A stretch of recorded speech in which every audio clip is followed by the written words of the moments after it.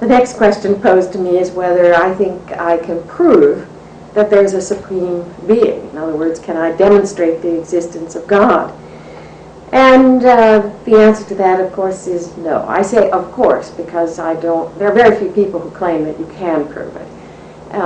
But now to say that I don't think I can prove the existence of God is not the same as to say that I think efforts to make sense of the existence of a divine being, a supreme being, of both the existence of someone, something transcendent, and something about whoever, whatever that is. I don't mean to say that it's useless to ask those questions.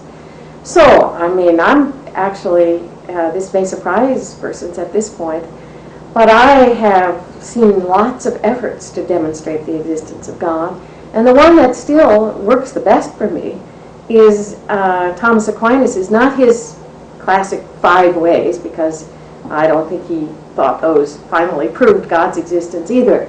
But at the heart of those is a way of seeing that our and all existence here and now needs to be held in being here and now. And without going into the complexities of that makes sense to me. Now, not sense in a way that I can say, okay, now for sure, that takes care of that. We've proved God exists. No. But what happens, I think, in regard to questions like this is that we develop a framework of meaning in our lives. And for myself, that includes the existence of God. And not just any old existence of God, but the presence of an existing God, more intimate to ourselves than we are to ourselves.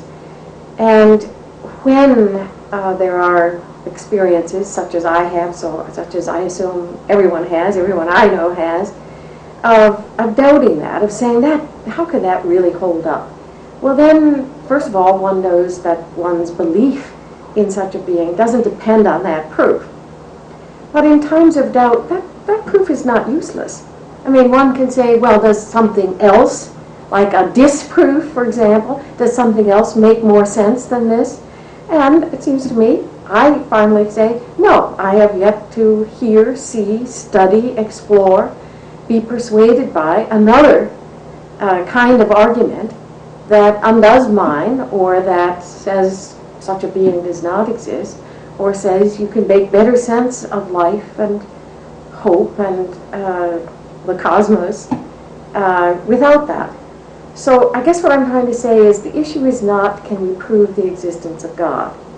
The issue is we have to work at it. Why not? That's what our minds were made for. And we certainly have been given clues.